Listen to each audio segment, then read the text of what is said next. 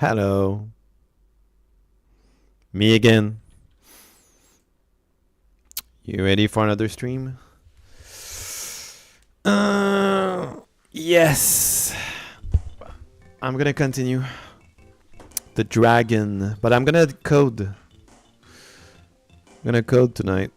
So we're gonna do the tutorial and we're gonna see what kind of boss fight we're gonna do. It's gonna be interesting. Yep. So let me delete this first, but that's what we're gonna do.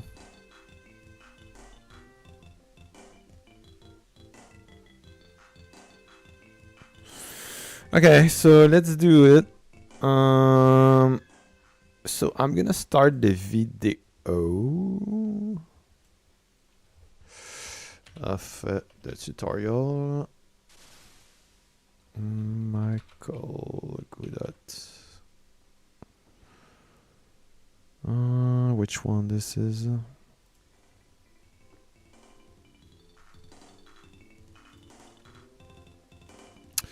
Yo, by the way, this guy is making the best tutorial I ever see on Godot if you want to learn how to make a game. Okay. So his channel is Michael Game. Michael Game Official. He only have 5.8 follower, which is crazy because best video ever. You're gonna learn so much with this guy and with this dude video. It's crazy. So yeah, if you're interested, I'm doing it. I did every video. I did everything. So I'm learning a lot. So I'm just gonna give you an example. I'm at episode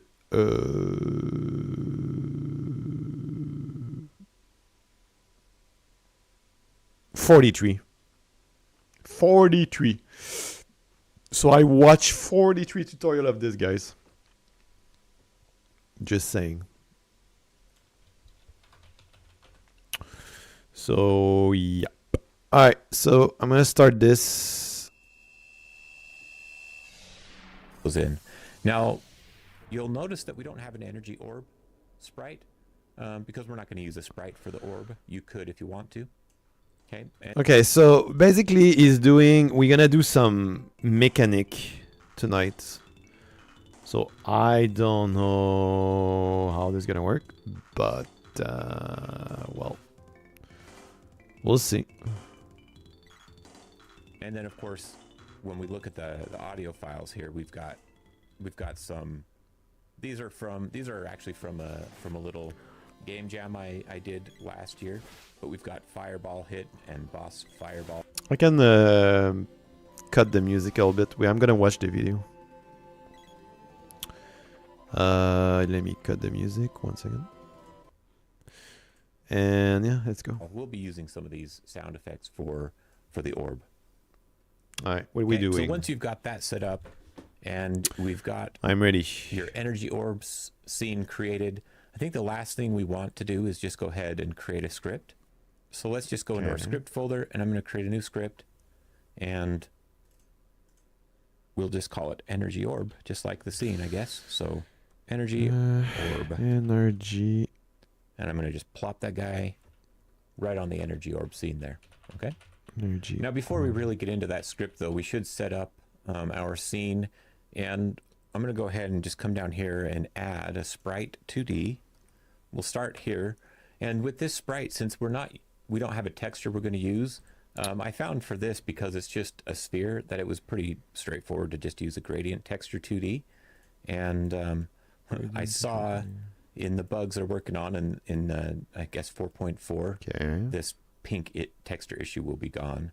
Okay. So for whatever reason, when you create a texture in here, it just does that. But once we start working on it, it'll change. I'm going to change this to a radial fill from 0.5, 0.5 to 1 and 0.5. That'll give us this nice radial gradient that goes to the edges. 0.5. And then we just need to edit this gradient, basically. Okay. And I'm going to change a few things here. I want it to be kind of small, so I'm going to just make it 24 by 24 pixel texture. We'll go ahead and zoom in. I'm going to leave it 64 by 64. And then on the gradient itself, this first stop we're going to make white. Okay. And I am going to drag it somewhere around here. And then we're going to make another stop on our gradient.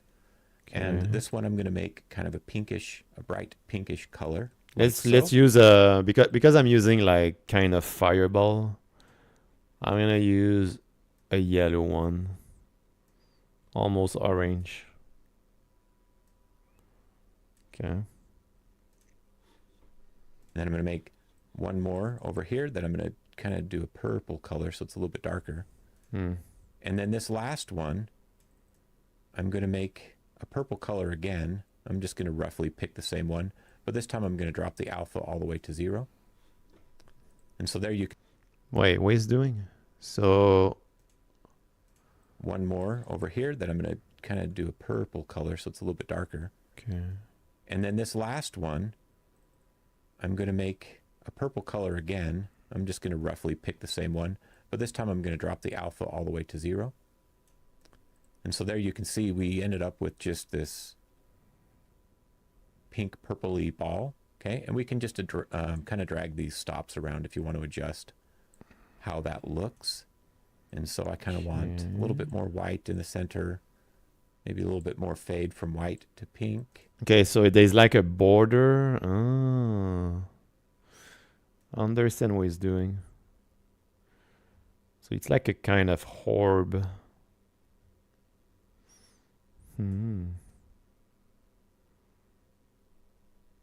Interesting.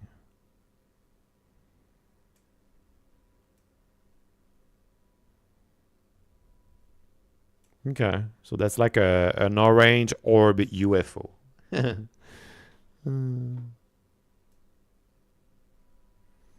Okay, that's cool. A little bit less of the purple. I don't know, something like that. Okay. So there we go. So we've created, you know, a sprite that we'll use for this orb just with this gradient texture. And then in addition to this, our energy orb is going to need, we do want an audio stream player so that we can play some of the sound effects on occasion. And we also want a hurt box. I'm going to do Shift Control A and I'm going to add a hurt box. It's a 2D. And then this will of course need a clip. Wait, there's 2D audio stream player? Add. Oh yeah, there is one. And a hurt box. A hurt box, right?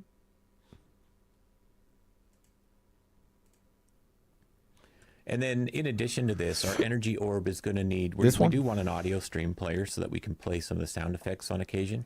And we also want a hurt box. I'm going to do Shift Control A and I'm going to add a hurt box. And then this will of course need a collision shape 2D. So let's just add a collision shape 2D and configure that real quick. Make it a circle shape. And it's already a pretty good size, I guess. I mean, we could make it, just go to the extents, change it to red, and I like to drop the alpha down. Okay, so there we go. So we've got this all set up. Okay, so you change the size. Okay. All right. And the hurt box damage setting to 1 is fine. Of course, you could adjust that for your game based depending on, you know, if you want this to do more damage to the player. Maybe you've got a larger health pool, you know, higher amount of hit points on your player, and so you can do more than 1 damage. And then when we look at this, the collision should stay set up as the default. The default settings for our hurt box are designed to hurt the player, so we don't need to adjust anything on that. I'm going to just go ahead and save this, and for the sake of testing, I just want to come here to our dungeon scene that we've been working on, and I'm just going to add one of these energy orbs to the scene, and it probably added it to the top corner. Okay, so there we go. So we've got this energy orb, and we've got a couple issues that we are going to need to address here, but I'm going to go ahead and save that, and let's just run this scene. So we can see there's the orb, and it hurts the player. So, I mean, it kind of works. Okay, let me try. So you put the orb on the scene. So energy orb scene. Like this.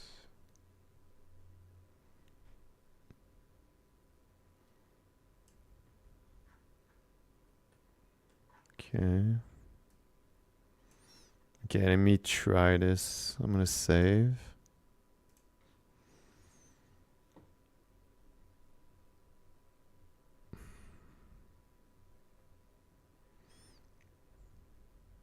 Gonna run the game.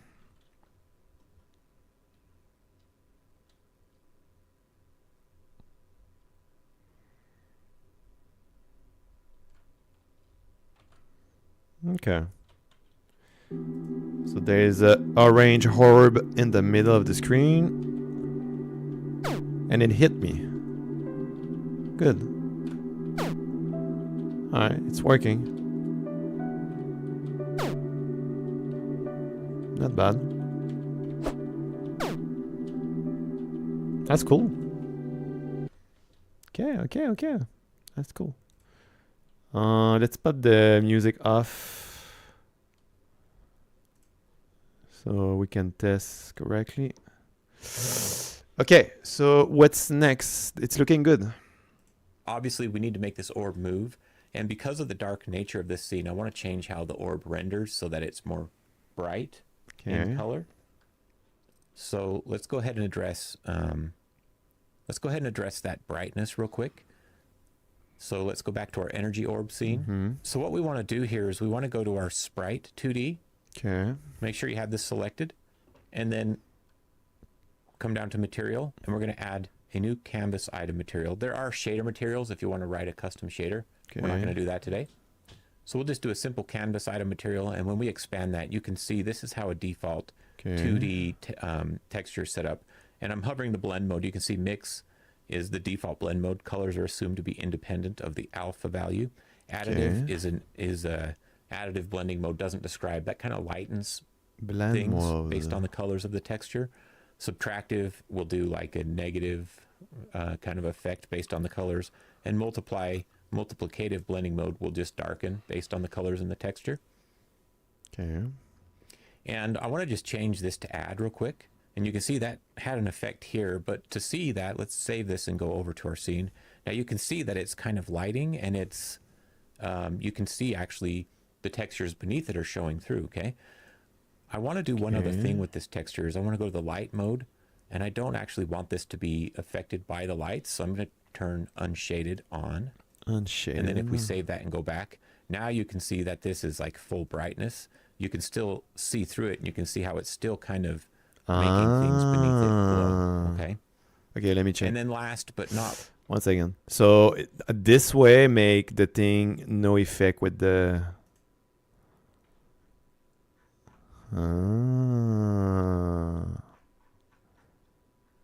Interesting. Okay. At least, because this orb should kind of always be above things in the scene, I'm going to do a simple ordering fix. I'm just going to give it a z index of 1 and save this. So now when we come here and we run this, in fact, let's do this for fun. I'm going to go to our hurt box, and I'm just going to turn off monitoring for a second, because I'd like to walk around this and see. So you can see our player can walk underneath it. Okay, let me check. Well, it's okay. I don't care. I don't have to see how it has that kind of a glowy lighting effect. Okay. Okay. Pretty cool. And it's above the player, no matter what. So I'm going to go ahead and come back to the energy orb. Let's turn monitoring back on, and that's all configured good. One thing though is we're going to want to use this material in other places in the future. So let's go ahead and make it so that we can do that. I'm going to come down, got to select our sprite, come to this material, and click the drop down next to it here, and we'll say save as. Okay. And what we'll do is I'm actually going to navigate all the way up to the top level, and we may not have many of these, but I'm going to go ahead and create a new folder, and I'll just call it materials. What is it doing? To the top so that we can do that. I'm going to come down, got to select our sprite, come to this material, and click the drop down next to it here, and we'll say save as. Okay. And what we'll do is I'm actually going to navigate all the way up to the top level. Okay. And we may not have many of these, but I'm going to go ahead and create a new folder, and I'll just call it materials. In fact, maybe we call it shaders, and materials.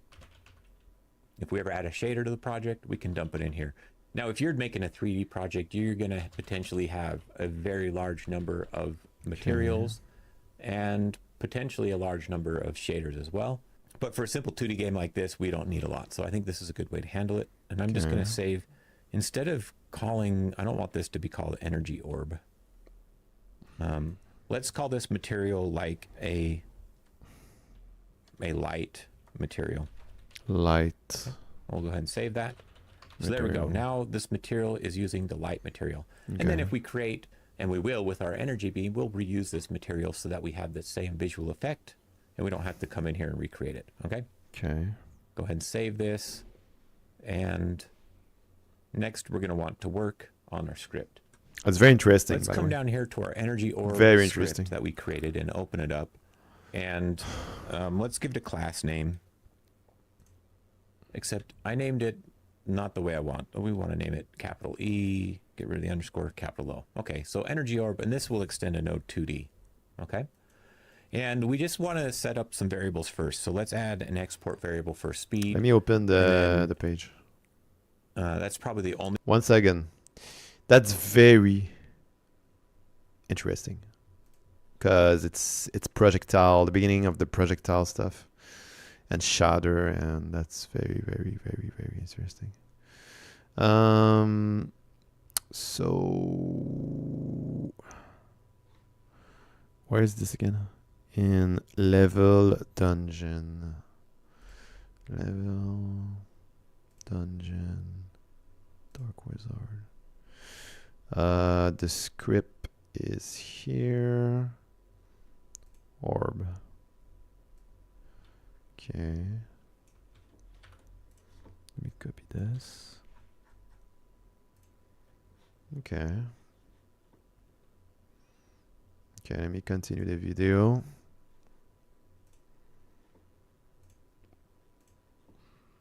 Only one we need, but you can add any others that you want. So this variable will be just a float, and by default I'm going to set it to 200. And then we will need another variable here that we can track the direction that the ball is traveling. Okay. And this will be a vector 2. Okay. And by default, we'll just set this to vector 2 dot down. Okay. Okay.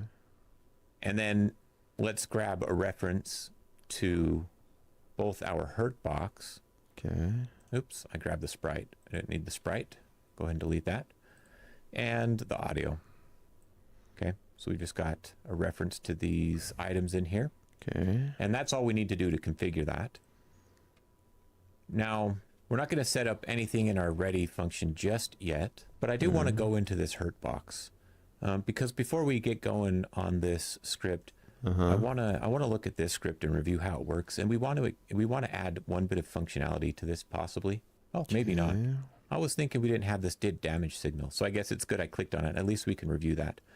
So whenever this enters a shape, you can see here in the area enter, if it enters a hitbox, it'll emit the did damage, and it'll also call the take damage script on that hitbox class. Okay.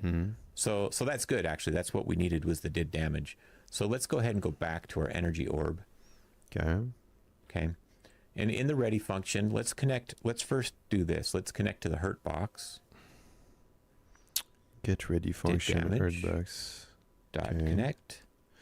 So we connect to the player. We're going to need to make a new function. We'll just call it hit player. Okay. Okay. Ah. Copy that and just come down here and make that function.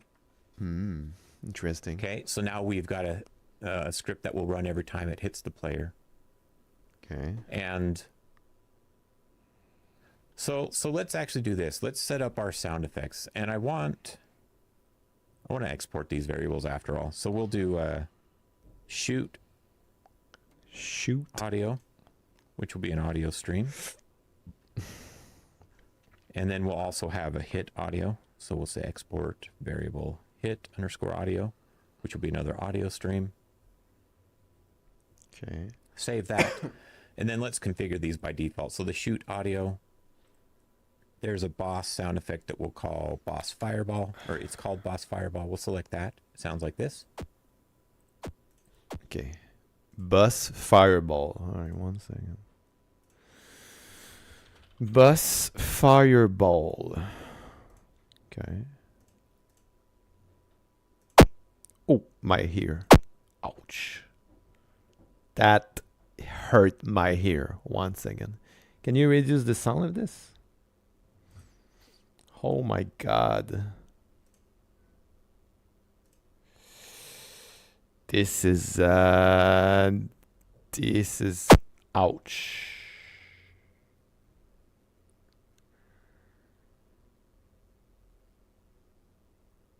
How to reduce the sound of this?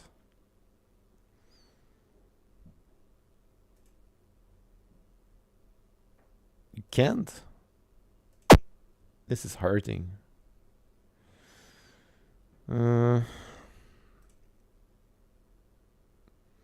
Master sound effect. Oh, it's not in the sound effects section. How about it's in the sound effects section? Resource.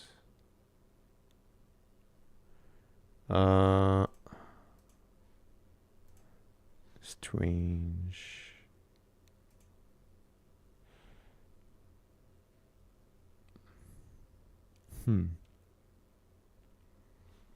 What he's gonna say? Let's see.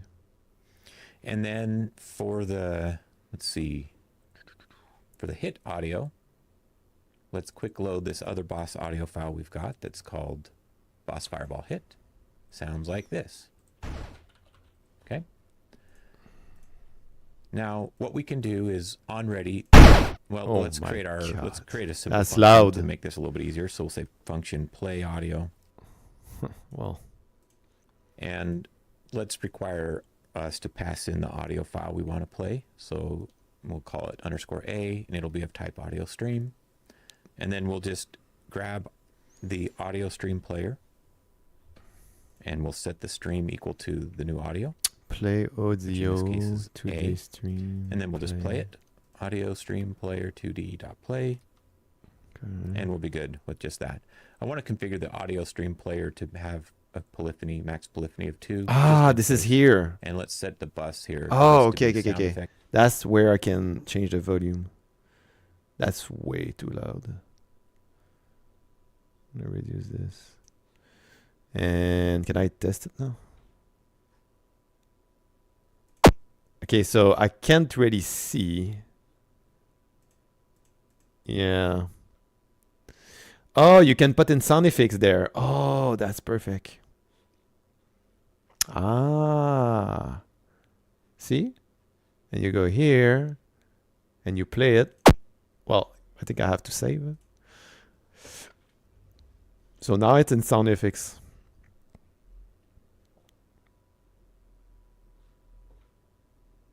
Oh, that's nice. That's nice. That's nice. That's nice. Yeah, I reduced the sound a lot.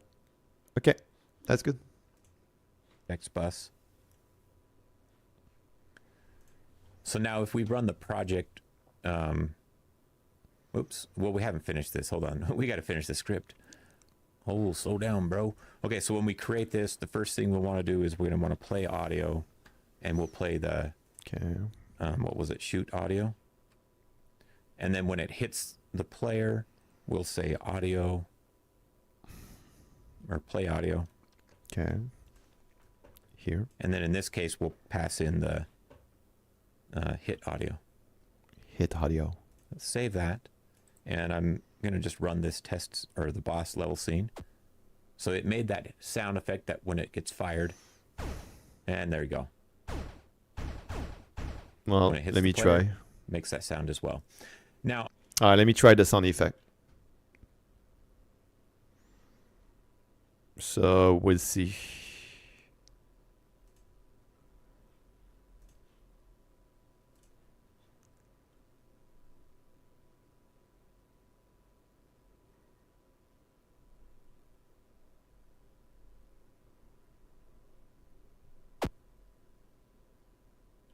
Okay.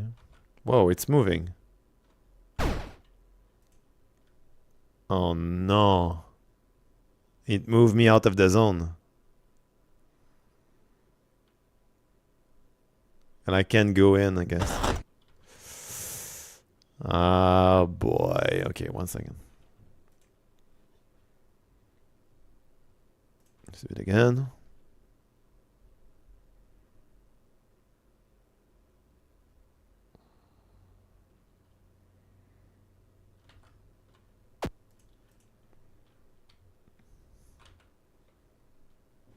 Goodbye. Okay, the orb just moving. Interesting. Okay, yeah. So what's happening? What is happening? Oh, and actually, I got to go back to that. So this is kind of interesting. You can see while I'm invincible, I can walk through it. And in general, I don't like that this fireball could hit me multiple times because it's going to be moving. And I think just for sanity of the player's sake, let's let it hit him once. And so what we can do to prevent that from kind of spam hitting the player is we'll go down to our hit player and we'll just make a new line here and we'll say, let's see, hurtbox dot set deferred. We have to do this because we're calling this on a signal. Okay, so instead of just calling or setting monitoring to false, we're going to set deferred. We're going to set the monitoring. What's deferred mean? Right? Well, I need to understand what he's and the just value said. we want to setting monitoring to false. This on a hurtbox. It's very interesting. Set deferred. We have to do this because we're calling this on a signal.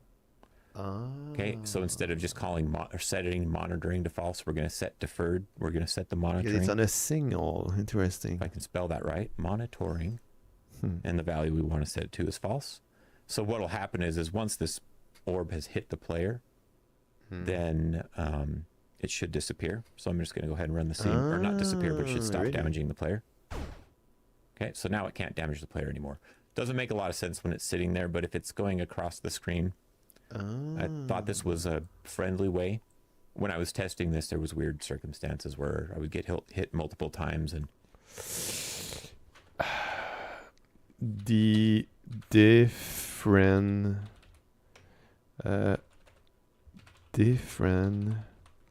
fait que le orbe ne hit pas toujours le player quand il est en dessous. I'm writing a comment because this is very useful. I'm just saying. it felt unfair. Now, the other thing is we do need this orb to disappear and we need the orb to move. Okay. So let's go ahead and create a function to destroy it. Okay. Destroy I'm going to Q3. just call this destroy. Easy. And the reason we're making this as a separate function is so that we can connect it to things later on. And we'll just Q free in this. Okay. And then what we're going to do is, I think it makes sense to just have this fireball go for a duration. You could change this. You could have it destroy when it hits the player. That's one option. I don't really like that. I kind of want it to be able to just go through the player and keep going. And since this won't collide with walls, it'll just go outside the level. So if we want to do that method that I described, we can just say get tree dot create timer, and we can pick a duration in here. This could be an export variable as well, but I'm just going to set 5 seconds as a fixed number, and then we'll connect to the timeout signal of this timer. And then we'll disconnect the destroy method that we just created. Okay. So now that's cool. A little line that destroy the orb after 5 seconds. It's going to last 5 seconds. Very nice. Right. Even there we go. It just went and disappeared. Cool. So whether or not I hit it, it's just going to last for 5 seconds. You know, it's very interesting, the tutorial. It's a lot of stuff like you need to. It's a lot of things. Need the concept of like destroying a projectile and stuff like that. Doesn't make a lot of sense until we add the movement. The timer, it's so good. The last step, I think, for making this fireball actually kind of functional. As soon as it's created, we'll just have it detect a direction to the player and move in that direction. Okay, so what we can do is just, again, we can say when it's instantiated, we can flicker. What is this? Set the direction here. So we can say direction equals. So what we want to do is we want to find the direction from the ball, this object, to the player. So what we can do is we can say global position dot direction. So the direction is the position of the player. player. And so if you've been following along, cool. You have a player manager. If not, you can find another way to get the location of your player, maybe if you don't have one. But in our player manager, we just have it's a singleton. We store a reference to our player, so we can just grab our player and get his global position. And there we go. We've set a direction just like that. Okay. And before that will do anything, we just need to add pretty simple little line of code to our process function. And what it will be is position plus equal direction speed delta. Multiply that by the speed. And then multiply that again by the delta. Okay, which is because our process is a time sensitive kind of function here. This is the delta is the change in time from the last time the process ran. Okay, the number of seconds. So I'm actually going to do this real quick. Let's go to our scene and let's move this fireball because it's going to fire at the player. So I'm going to set it at this torch over here. Okay. And then when we run it, it should just fire at the player position. Boom, just like that. Okay. So obviously we could come in either to our scene here or to this version of it. We could adjust the speed. If we put it to 100 and then run again, it'll go kind of slow. You can adjust the speed. Oh, that's cool. So I said 100. It's going to be slow. Oh, let me check. That's nice. It's pretty cool. Really, I think it's very, very nice.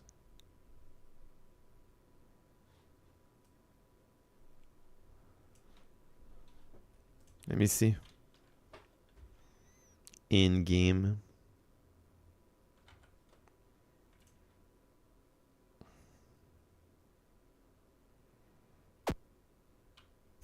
Look how slow the harp is. He got destroyed. Huh. Hi. That's cool. Yeah. Okay. So you can tweak that to your heart's content. Obviously, the slower you make it, you might want to increase the amount of time before it times out and destroys. And you could potentially even want to remove the monitoring disabling that I'm doing. Okay.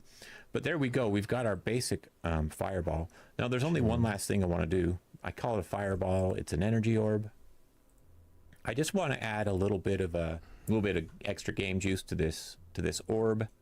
And so I'm going to come in here and I'm just going to make a function that I call flicker. And if you were following along with the recent tutorial, we did this with our light, and it's basically the same thing. Yeah. Here.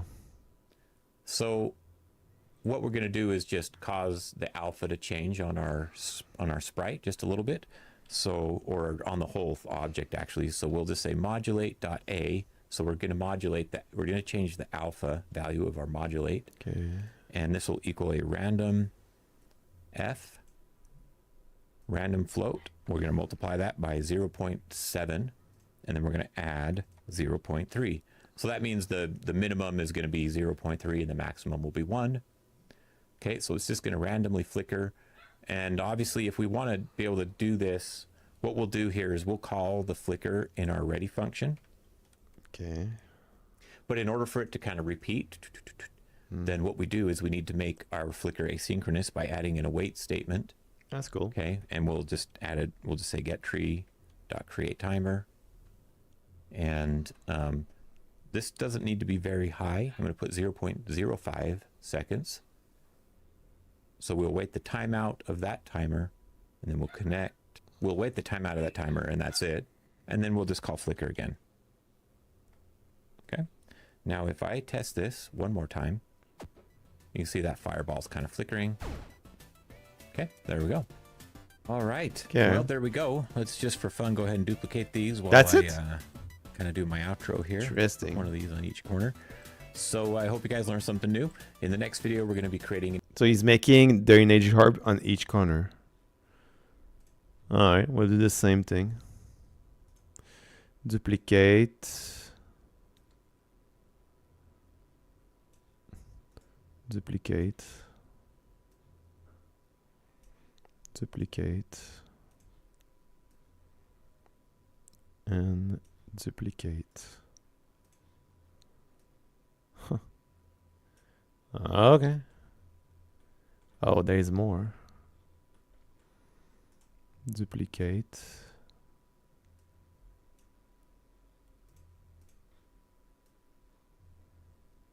And duplicate. Okay, I'm gonna start. I'm gonna save and check this. Check this out, guys. It's gonna shoot.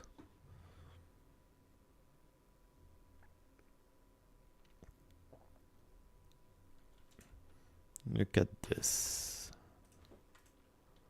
Look at this.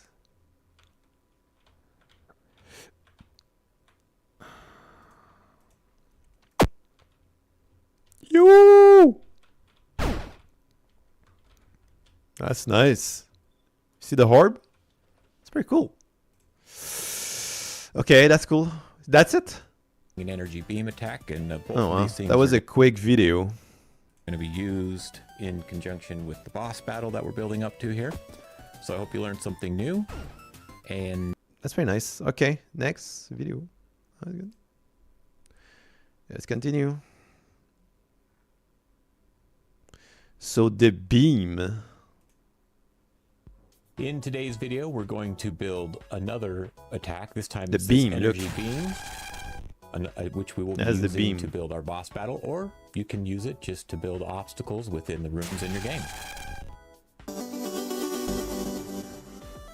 Hi, my name is Michael. Welcome to my 2D action and adventure RPG tutorial series. Follow along and learn how to create your energy beam. This energy beam scene that we're going to make is going to be probably less generally useful.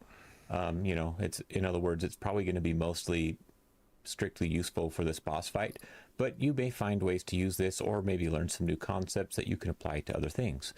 And so let's go ahead and get started. You should have already grabbed the audio files that you'll need for this one. We're going to use this boss beam audio file, and then there's also a sprite, or two sprites I should say. There's an energy beam and there's a energy beam large and a regular energy beam. We're going to use both of those. Okay. And so make sure you've got those, and if you need to grab them, download the Wizard Boss zip file and grab those assets and bring them into your project. I have it. And let's go ahead and create our scene, and we'll just call this energy beam. New scene. Okay, and we've got this empty scene here. Energy. Now our energy beam is going to consist of a few things, but I kind of want to just do one step at a time instead of laying everything out. So let's start with just adding a sprite 2D. Okay. And to describe how this is going to work, this energy beam is going to do kind of a smaller beam across, you know, the level. And you can just rotate it depending on the direction you want it to go. And the first beam will be kind of like an indicator, so it's not going to do any damage to the player, but it's going to be a warning that something's coming. So it'll kind of play this little animation and blink a couple times, and then the actual attack will happen. Okay, so let's start this first sprite then. Let's just go ahead and call this the energy indicator, okay, or warning. You could call it either way would work. And what we want to do for this one is, if we're looking at our sprites, we just want this small energy beam. I'm going to click and drag this on here. Okay, so it should look something like that. It's pretty tiny. Okay, it's 32 pixels by 16. And we're I missed a going part. to What you said? this on here. Okay, so you could call it either way would work. And what we want to do for this one is, if we're looking at our sprites, we just want this small energy beam. I'm going to click and drag this on here. Okay, so it should look something like that. It's pretty tiny. Okay. Okay, it's 32 pixels by 16. And we're going to adjust some of the settings on here. So one thing we're going to do is we're going to use a region. We're going to go ahead and enable the texture region. And the reason why we want to do this is because it's going to allow us to do kind of a scrolling effect. So when we come in here to edit the region, you can see we've got lots. You want to turn snapping mode to pixel snap if we're working with, I think, just about any texture. I wish that was on by default. Okay, so anyways, your region is going to occupy the entire texture. So you don't really need to do anything special there, but just make sure that it is set up. Okay. And then next we want to come down on our Sprite 2D and find this texture section under the canvas item. And under repeat here, we want to enable this. Okay, so I'm going to say wait a enabled. minute. It doesn't work.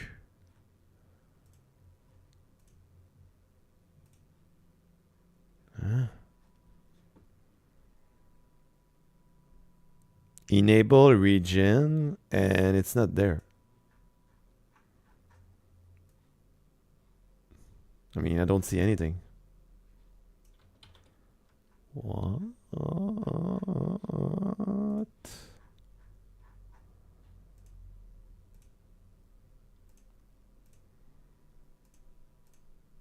The hell? Is that normal? Do I need to save?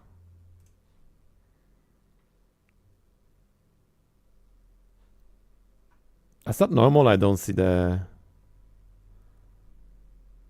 Look, it's empty. Hello?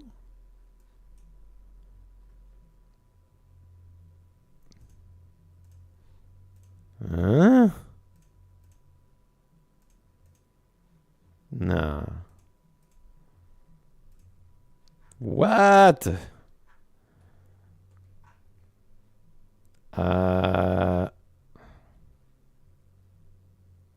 So why is doing the region thing? What's the point?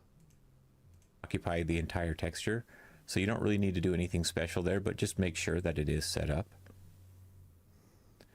And then next we want to come down on our Sprite 2D and find this texture section under the canvas item.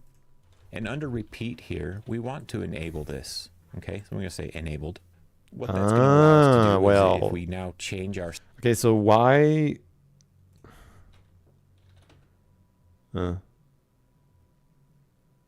Okay, I have it. All right, so what's next? And find this texture section under the canvas item. And under repeat here, we want to enable this. Okay, so I'm going to say enabled.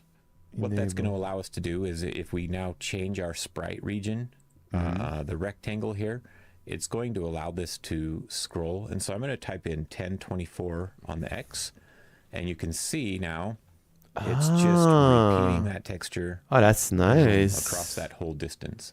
Now I chose 1024 because that's plenty large to cover my screen width or height. Okay, but you can choose an appropriate number. If you need to make it longer, you can. And let's go ahead and just go to our scene here. Well, let's save the energy beam. And for fun, let's go ahead and add an energy beam. I've got my scene 04 in my dungeon. This is where the boss fight's going to be. Okay. So if I type in energy, there's the energy beam.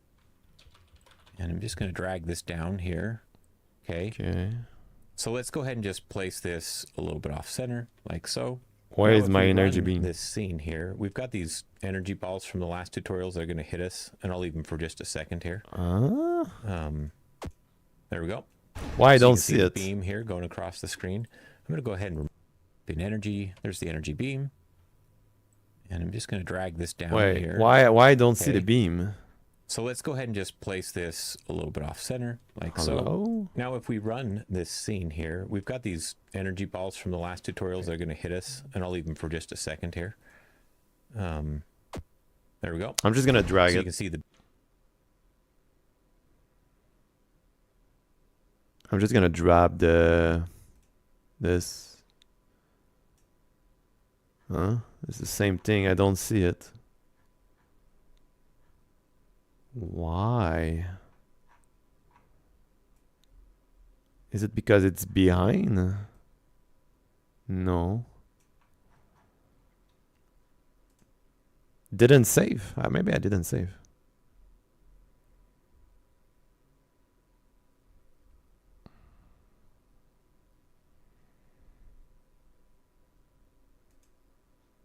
Ah, here we go. Oh, that's cool. Look at this. Ah. Ooh. Ooh. Okay, okay.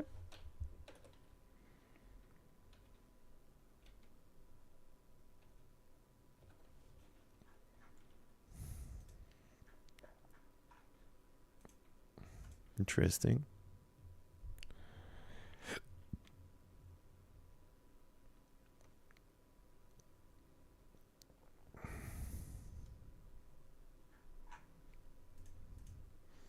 Wait, why the beam is not bigger?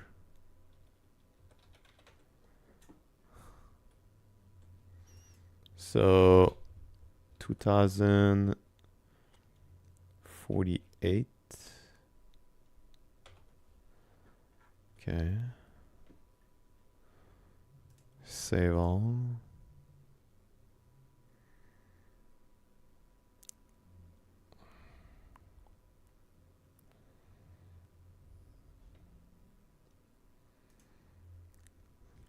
Okay, nice. Okay, it's working. That's good. The beam here going across the screen. I'm going to go ahead and remove those energy orbs because we don't need them right now. You just but this remove energy it. beam looking pretty good. I'd like to go into it, and if you recall, if you were following along with the energy orb video, we did have a special material that we made for our textures. So I'm going to come down to the material section underneath this tab here, and I'm going to do just a quick load. We only have one material, that's this light material. And then if I save that and come... What he did, so you go to material, quick load, shatter. back and run. Now this energy beam is going to look nice and bright on top of the scene. Okay, nice. And looking good. I think the only thing is it can be underneath the player. Don't want that either. I mean, that's kind of cool. It might be good for some uses. But let's just go back to energy beam, grab the sprite. Okay. And then under ordering, we'll set the Z index to 1.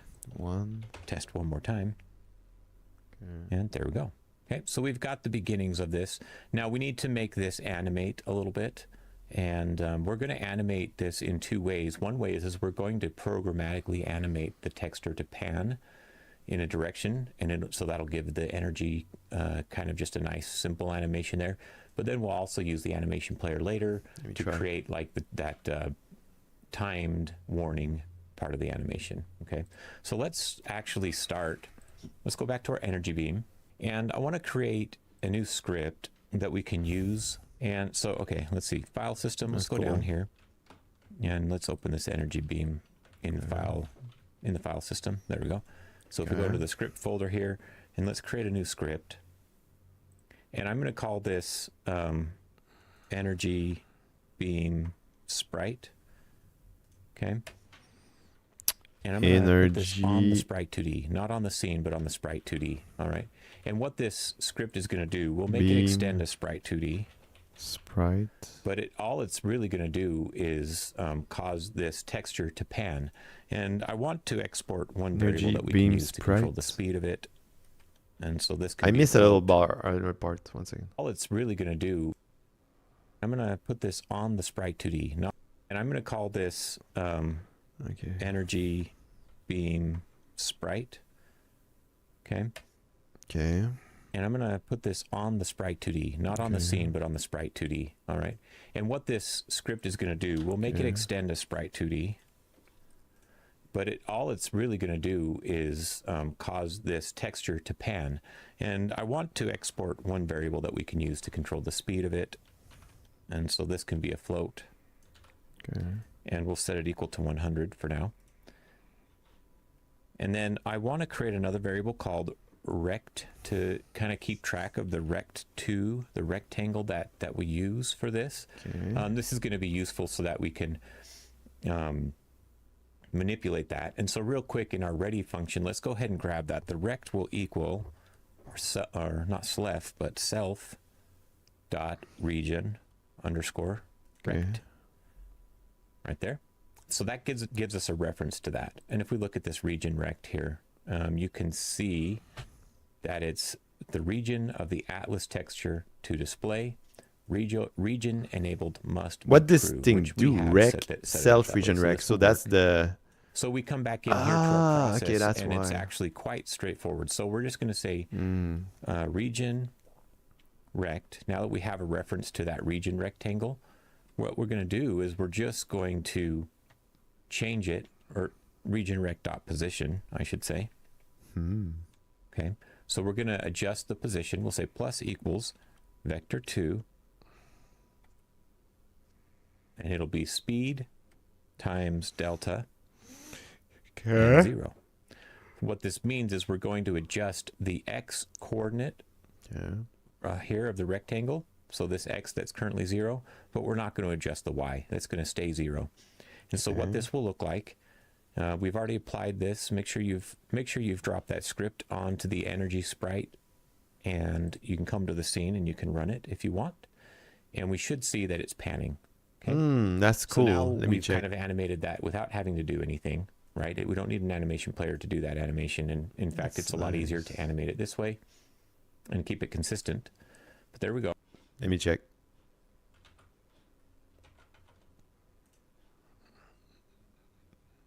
Look. Haha. Look at this.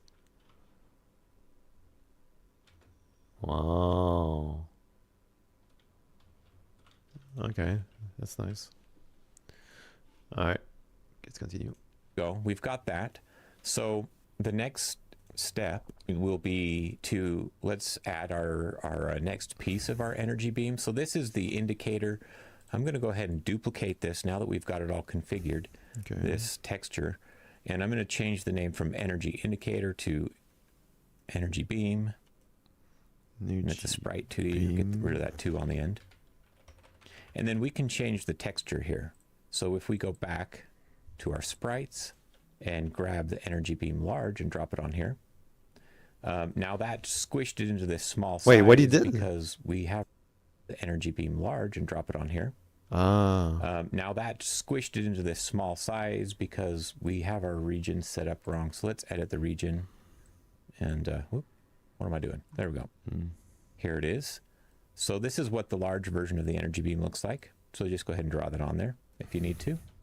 And if you duplicated it like I'm doing, then you will need to adjust this. Just make sure that that rectangle fits all the edges.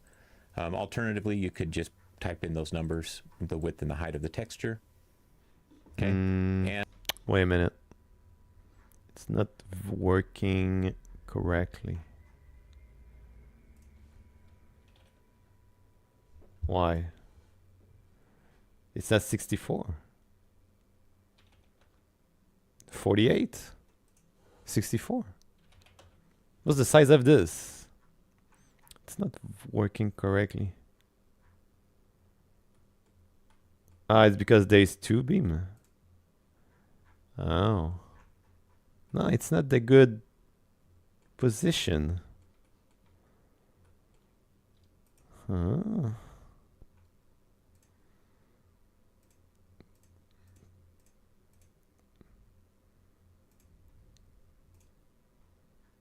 Oh, 48.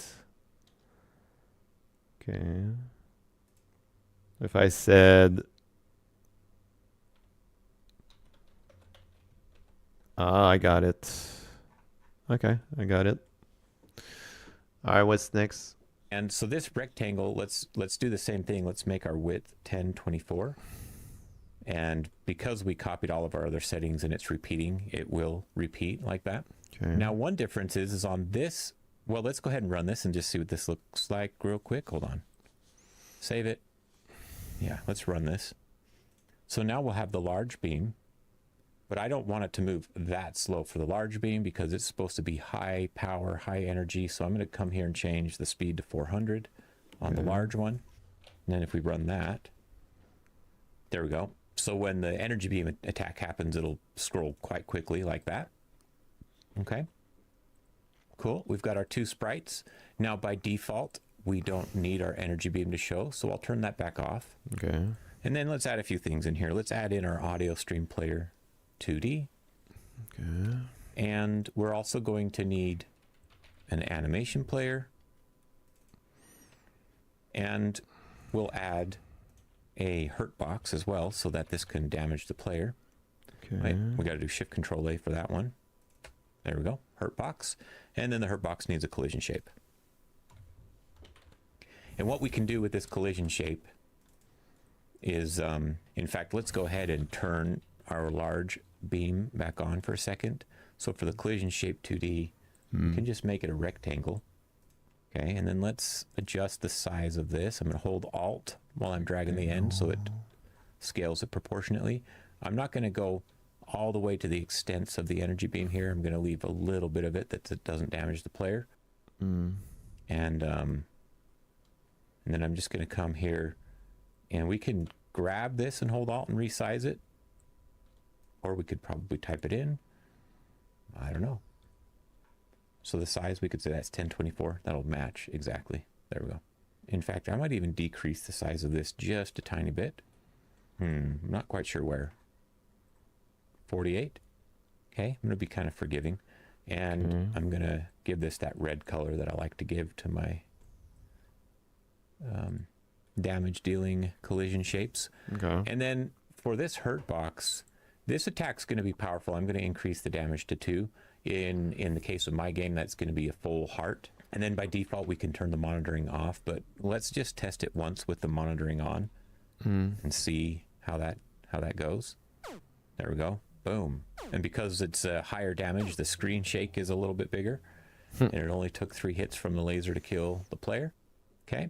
So looking good. Okay, so let's go ahead and do this. Disable that.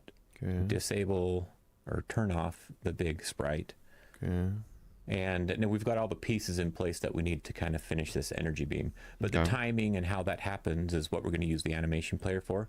And that's a pretty important piece of this.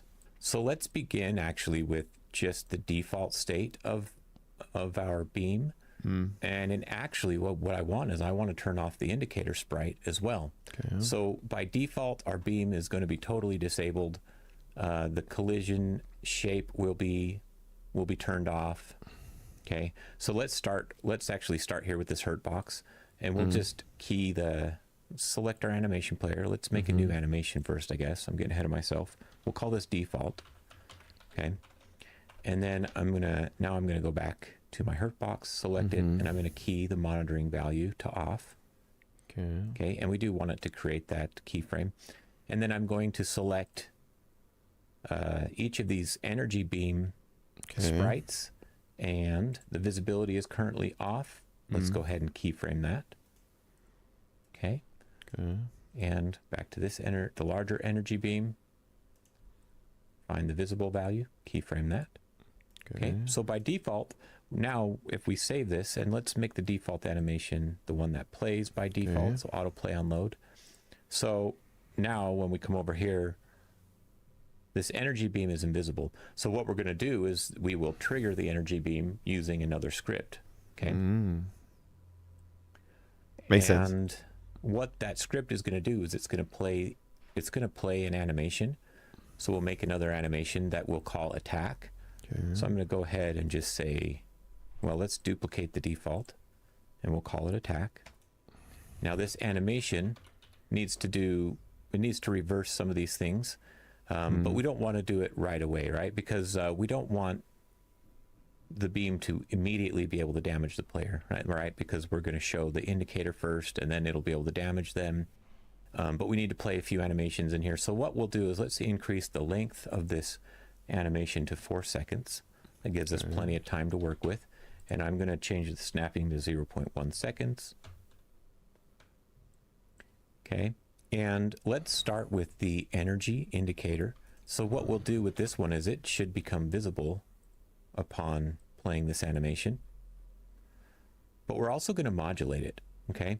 And so we will start, let's grab our energy beam, the indicator one, and let's come to the modulate, and we'll set it I missed a part on playing this animation.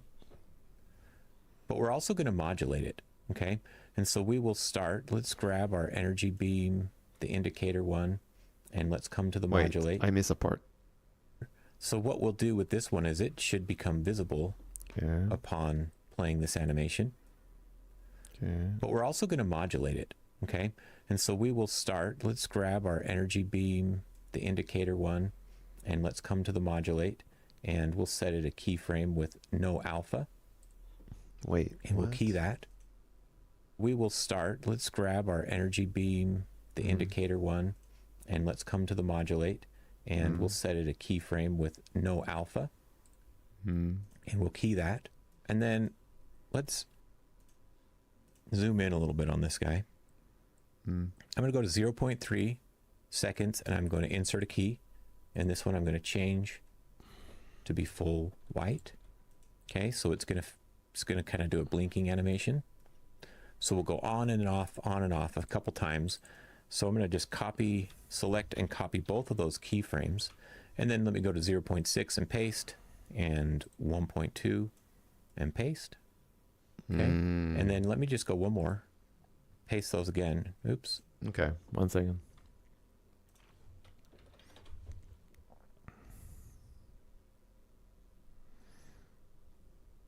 I need to adjust my thing. So so he's doing it like every 0.3. Oh shit, okay. So modulate, full modulate. Okay.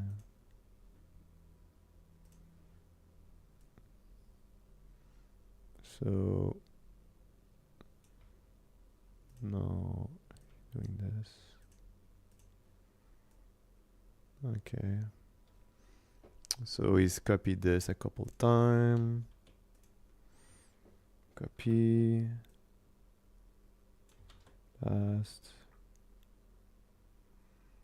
Paste. Ah non.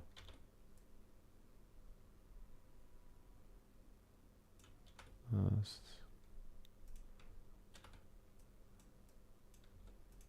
Copy. Paste. Okay, cool. Drag that over here, except I'm going to delete this last white frame.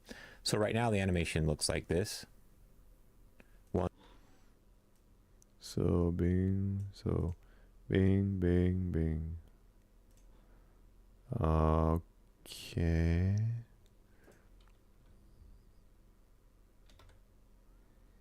So here, so 1, 2, 3. Boom.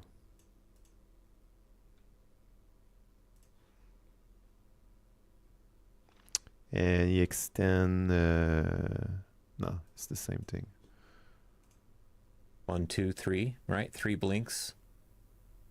And then where that fourth blink would be, or right here about, is where we will cause the energy beam to come on, the big one.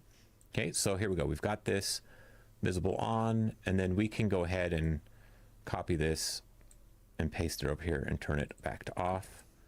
Okay, it's going to reset that. Then we will grab our large energy beam sprite, and we will come, let's go to right on the 2-second mark, and we'll insert a keyframe here, and we'll make this one visible. Okay, so it's going to go boom. It's just going to pop on. So now this one we don't need to do the blinking animation, but what we do want to do is let's grab this sprite and let's key the modulate so that it's full brightness here, and then I'm going to go to about 3.3 or so. I'm going to insert a key so that it stays white that whole time, and then we'll fade it out. Yeah, let's fade it out at about 3.8 maybe. 3. And then we'll turn the alpha on this one all the way down. Like 3.3. He put a modulate. And he put 3.8. A fade modulate. That's cool. Like that. Okay, let's look at the animation. It'll go boom, and of course it's scrolling. Okay, so let's see. So let's check the animation completely.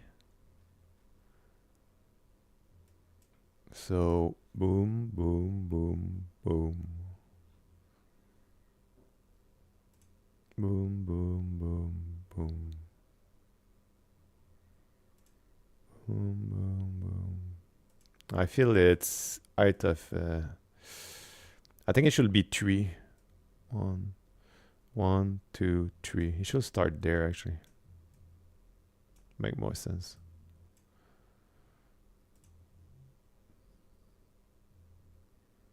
So, if I go here, boom, boom, boom, boom. So,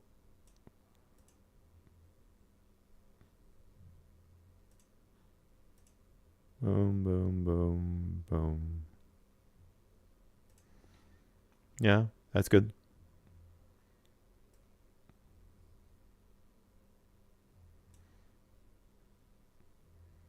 Well, let's see.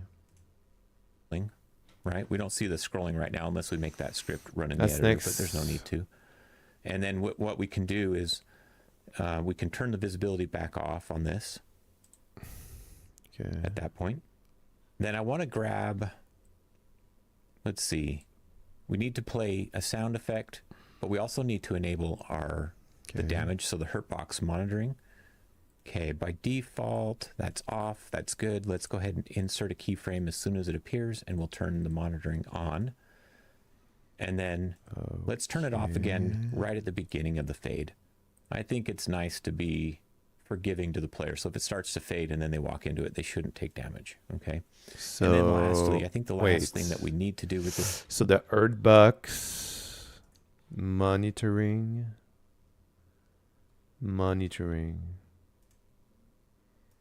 Where is the monitoring? Here we go. It should be on here.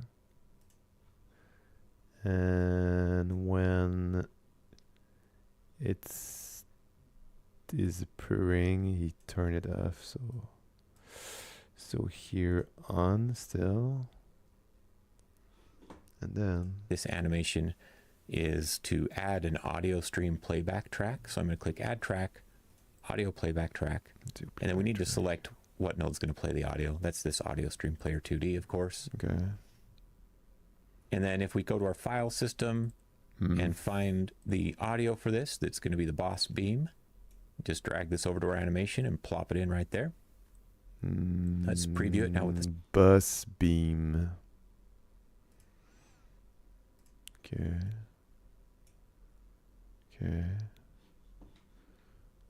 Alright, so we put this here.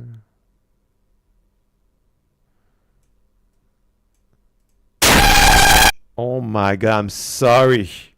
I know it was something crazy was about to happen. I just destroyed my hair. Wow, that was loud. Holy moly. That was loud. Sorry about that. Holy cow, that was loud. Almost die. The sound. Nice. Okay. Pretty loud, intense sound effect. Now it said I had some keyframes outside. This is a warning that I get a lot with Godot 4.2 and onward. And it's driving me nuts because it just did that when we just played it. Found a key outside the animation range, but there isn't one. There must be a bug in detecting that. I'm really not sure why that's saying that, but there we go. We've got our attack animation. So let's finish up our script so that we can actually do that. Or let's do this real quick. Let's autoplay this one instead of default, and then let's just see what it looks like in the game. So now I'm going to just walk in front of it so it'll hit me. You see that it doesn't hurt me until it does the beam. Okay. Oh, except I think I got distracted finishing my animation. Let's go to the energy beam. And didn't turn this back off. I made the keyframe, but I didn't set the value to off. There we go. Okay, so that beam is pretty super powerful. Don't want to mess with it. Okay. But how's this going to work? Let's go back here and let's make this default the animation that it starts with. Okay. And then actually what I want to do is I want to go to reset, and I want to take this energy indicator And I actually want this one to be visible on the reset and change the modulate. I'm actually not going to make it fully opaque, but just somewhere in the middle. And the reason I'm going to do this Wait, what he's doing? is opaque, and I want to take this energy indicator, and I actually want this one to be visible on the reset. Okay. And change the modulate. I'm actually not going to make it fully opaque, but just somewhere in the middle. Okay. And the reason I'm going to do this is so that when we come to other scenes and we place it, you'll be able to see it. Okay. Okay. Then when we run it, it's going to go to the default animation, which doesn't show it, and so on. And so the next step, of course, is going to be for us to build the script to make this attack something that we can utilize. Okay. So let's go ahead and go into our file system, and let's just open the scripts folder. Okay. And let's create the script that we're going to use here. So new script, not new scene. Do as I say, not as I do. New script. We want to just call this script beam attack. Beam. Oh my goodness. Beam. I think I got it spelled right. Attack. No, I did not. That's a K at the end there. Okay, so beam attack. I'm going to, Okay. well, let's open the beam attack Okay.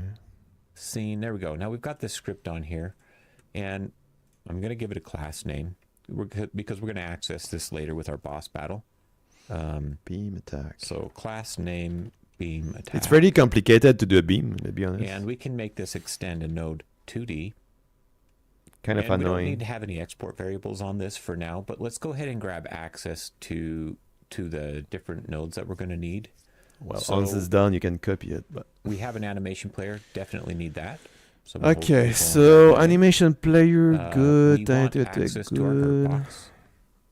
Actually, you know what? We don't need that. Maybe just the animation player for now is the only thing we're going to access.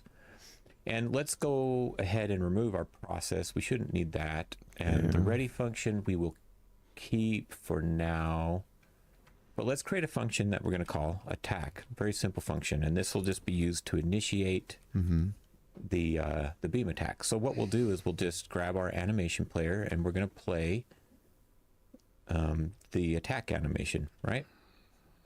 And then what we can do is we're going to await the animation player. So the animation player.animation finished. Once that animation has finished, then we're going to play the default animation again. Okay. So anytime we call this attack function, it's going to play that animation, which is a whole sequence, right? If we recall, it does the blink, So animation and attack, the, await its finish, and play default. the blink and everything all in one. Okay. And then once it gets to that point where it just ended, it'll go back to default. So Okay. that's what that function's going to do.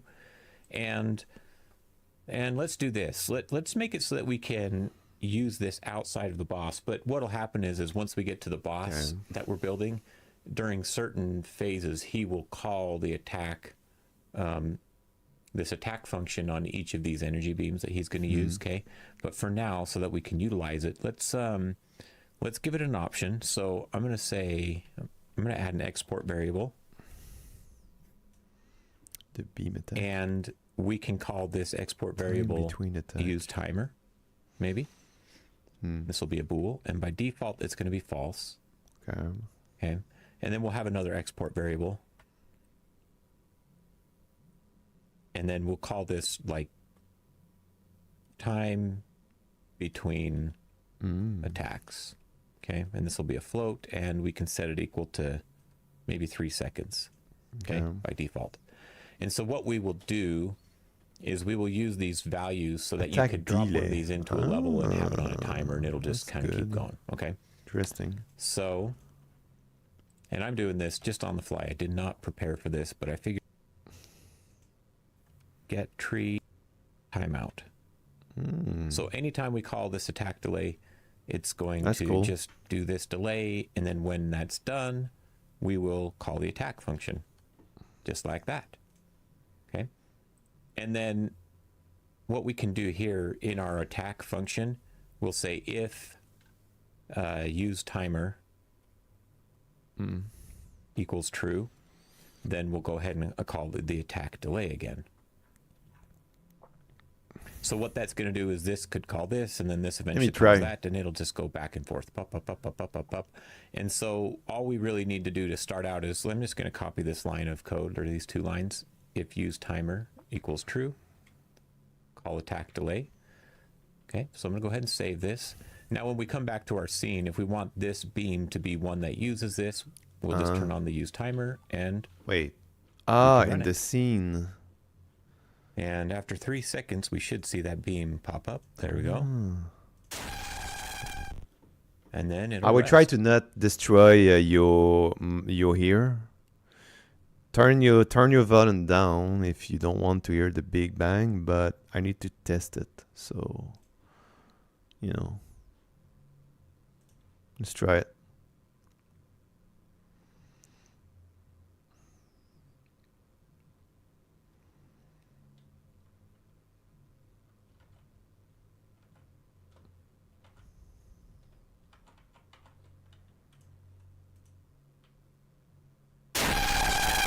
Okay, not bad.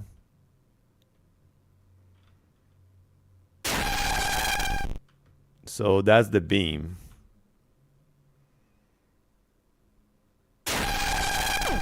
Ah, it hit me. Oh, that's cool. Ah, that's nice. So if I cross him... Oh, I pass. Let me try again.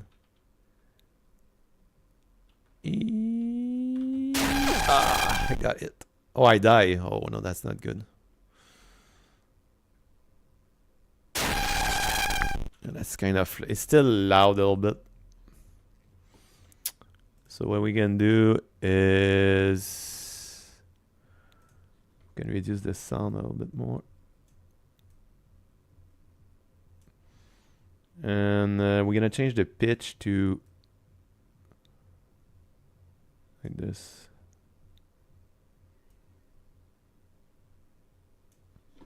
Let me try that. I mean, it's kind of small beam. I mean, I can fix it. It's no big problem. But I think we understand the point. That's interesting, actually.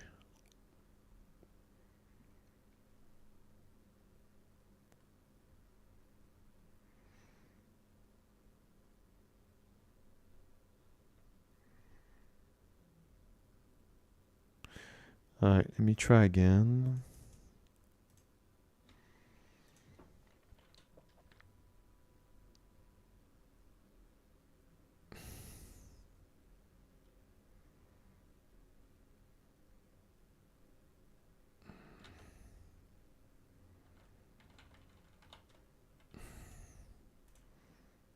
Okay, let's see.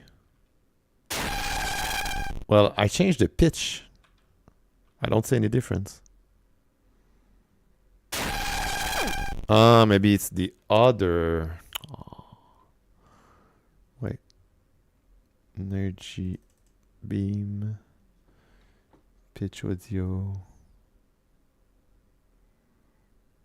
Like this. Let me try this.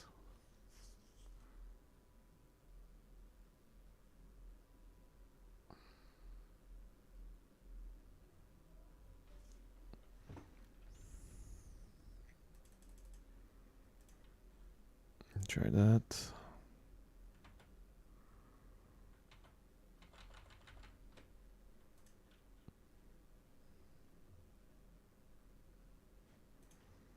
Let's see. The pitch doesn't really do anything.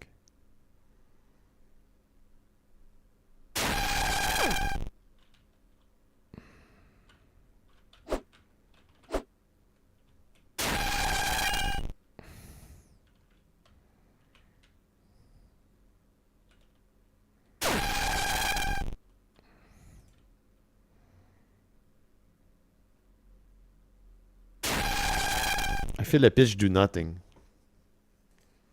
which is sad. I'm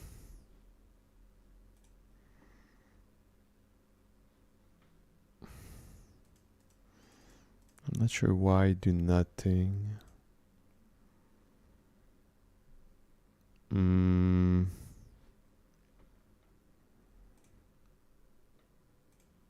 Why I just don't put the sound there and I play it? Like this. What?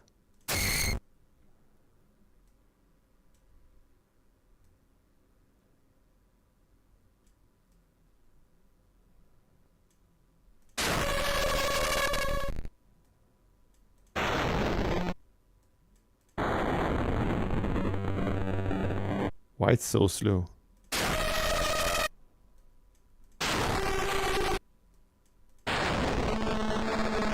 Why is like running this slow? I don't get it.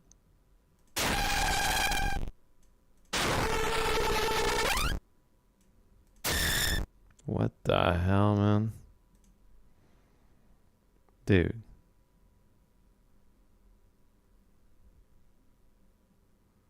This is... What is attenuation?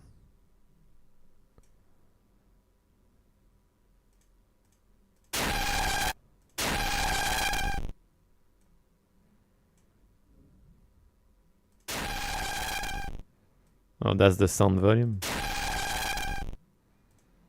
Okay. How come the pitch is not loud?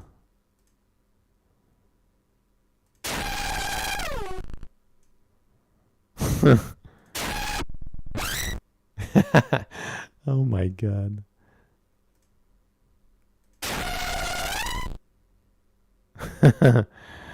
Holy shit. Well, this is not the best thing ever.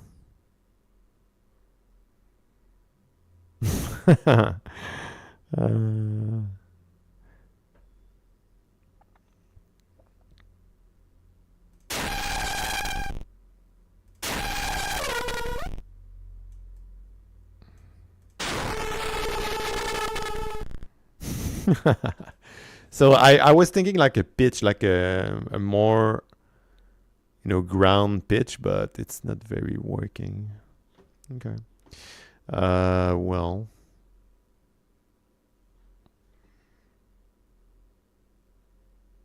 So why the sound is like... Because it's in the animation player.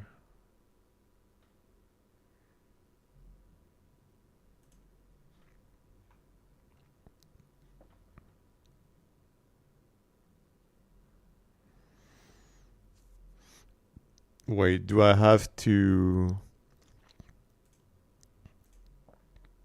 Ah, so I guess I have to adjust the volume there.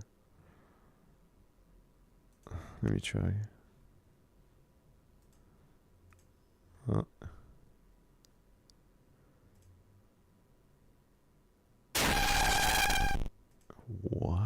It doesn't work. I said volume min.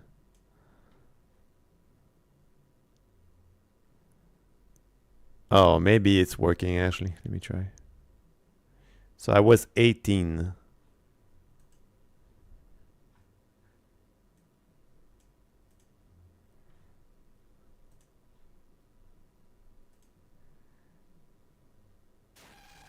Yeah, it's actually working. Okay, all right.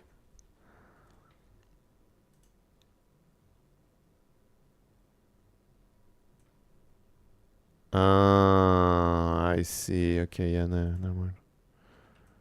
Yeah. Ah, yeah, it's working. Okay, it worked actually. Yeah.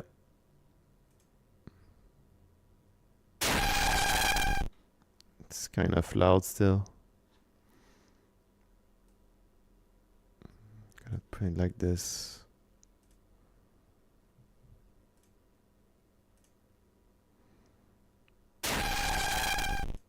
Okay, alright. Alright, let me check the sound.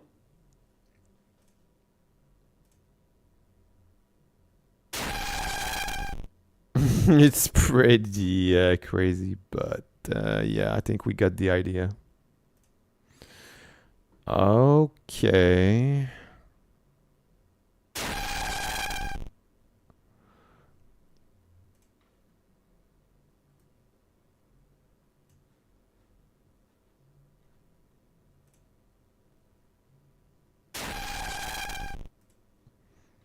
Okay. Alright, I'm gonna save this.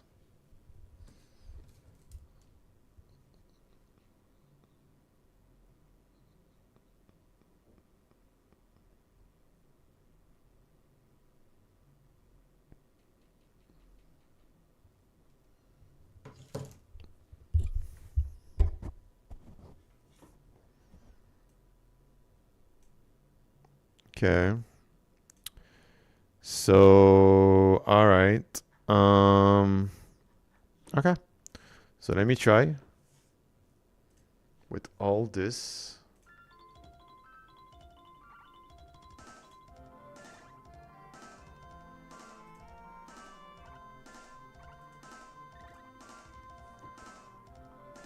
Uh, uh, uh, uh, uh, uh, uh.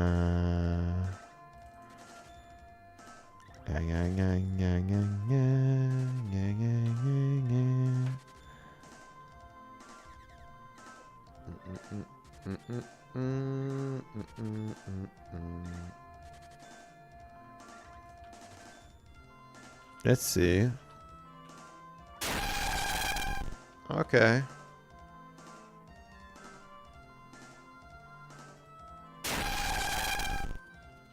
Still kind of crazy, the sound.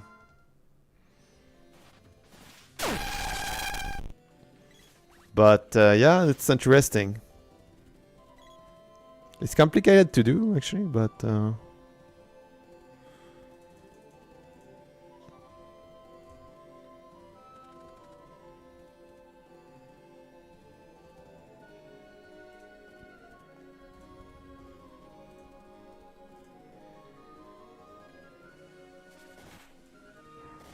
let me try this.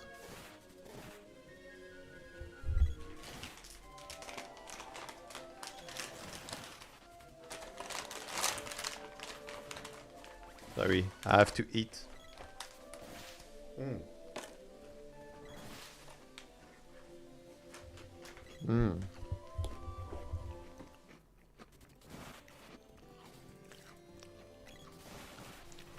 Okay.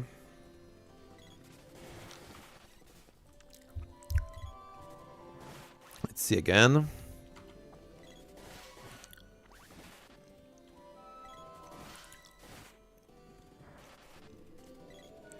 Alright, let's see.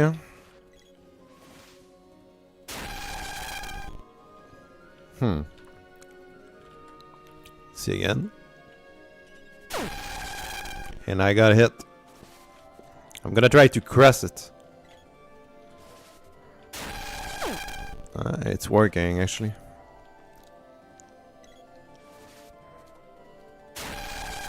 Okay. That's interesting.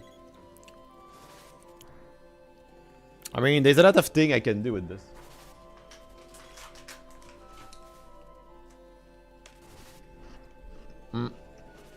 A lot of things.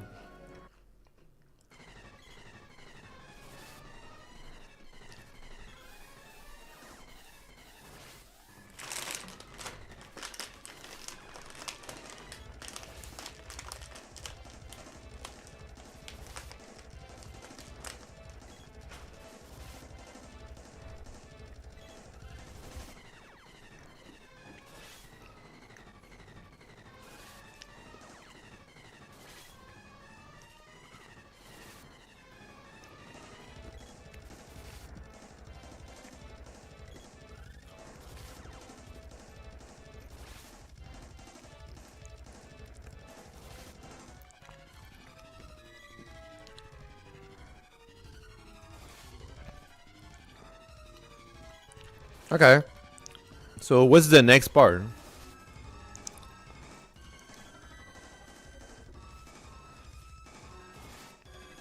For 3 more seconds.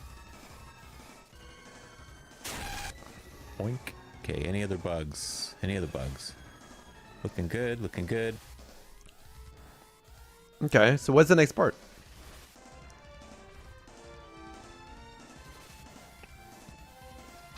That's the number 24, 44, 45. Oh my god. 2-hour video? Okay, yeah, I'm not gonna do a 2-hour video. But let's take a look. In today's video, we're going to build this boss battle with awesome lasers and a boss that is easier to defeat than hitting him twice, hopefully, even though that's what's going to happen in this intro. Okay, so he's just doing a boss battle for 2 hours 25 minutes.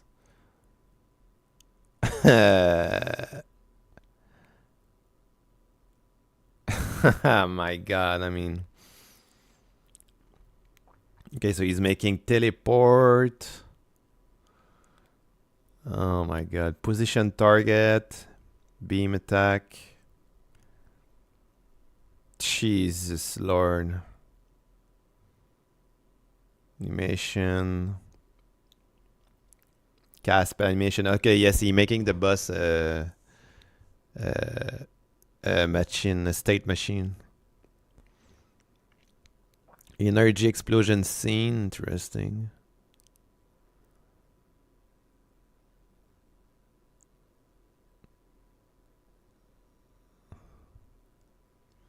That is insane. Oh my god, that's a long video. Oh boy, okay, I cannot do this tonight. This is too much for me for tonight. Okay, well, the table is there. So, yeah, what you want? That was insane. Well, that was two good lurking video about projectile and beam, like really AOI effect and stuff. So, I don't know what to say, but I'm not gonna do the 2-hour video tonight. It's just too long. So, yeah. But yeah, was a nice little stream, I guess. Was a nice little 1 hour 30-minute stream. So, goodbye then. See you.